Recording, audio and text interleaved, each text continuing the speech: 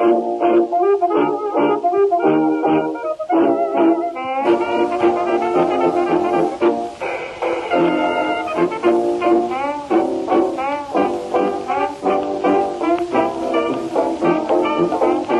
it is the end of World War I in our journey through history, and now we're entering the 1920s.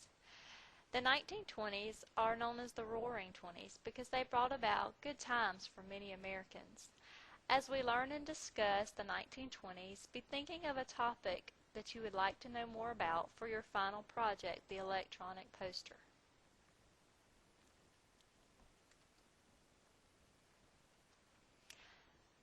After World War I, factories no longer needed to make weapons and war supplies.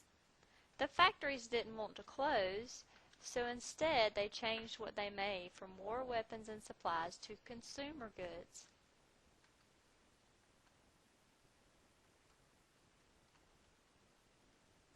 This is an example of a typical 1920 factory. This is a sugar beet factory, and those are the crushing machines, and this is the boiler room. You can see how the conditions are a lot different than work environments today. Not very safe.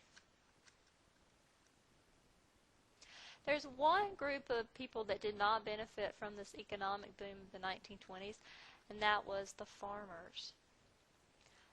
The end of the war meant the other countries could once again produce food.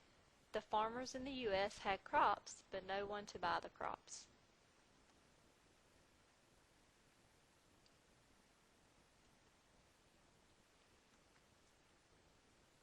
The automobile industry made major changes in the operation of factories. Henry Ford found a way to lower the cost of building automobiles. Ford revolutionized manufacturing. By 1914, Ford realized huge gains in productivity at the Highland Park, Michigan plant.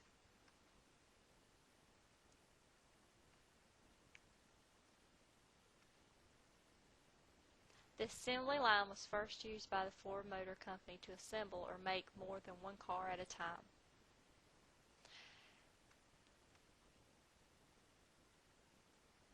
Innovations by Ford include a constantly moving assembly line, subdivision of labor, care for coordination of operations, and universal parts.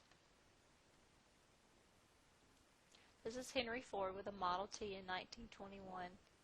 About 1 million Model Ts were produced that year.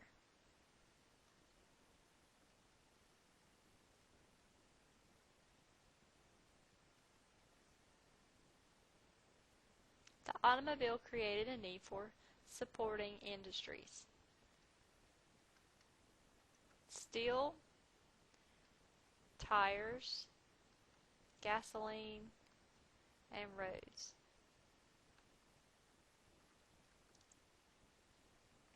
Electricity changed the way that most Americans lived in the 1920s. It was available in homes, for appliances, and factories. In fact, the number of homes using electricity doubled from 1920 to 1930.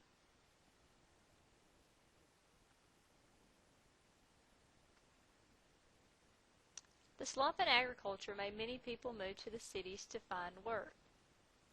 Also, automobiles allow people to move out of the cities to surrounding neighborhoods. Many traveled into the cities to work. In the 1920s, aviation became an important industry. In 1903, the first flight by an engine-powered aircraft. The flight was made by Orville and Wilbur Wright at Kitty Hawk, North Carolina. Aircraft were also used in World War I. Here's the picture of December 17, 1903, the first flight. It began at 10:35 a.m. Orville flew at about 120 feet, Wilbur about 175 feet, Orville about 200 feet, and about 12 p.m. Wilbur flew at 852 feet in 59 seconds.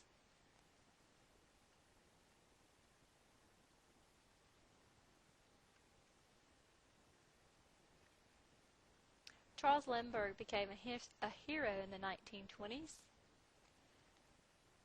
He left New York City and he had the first solo transatlantic flight. His plane was called the Spirit of St. Louis. 34 hours later, Lindbergh landed in Paris, France. Charles Lindbergh created an interest in air travel. Commercial airlines began making flights. Between 1926 to 1930, the number of people traveling by plane grew from 6,000 to 400,000 people.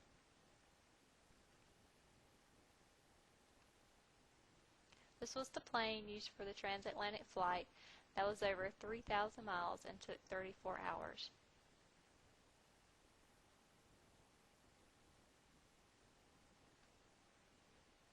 Okay, so to review, factories were not needed to make weapons anymore for war supplies.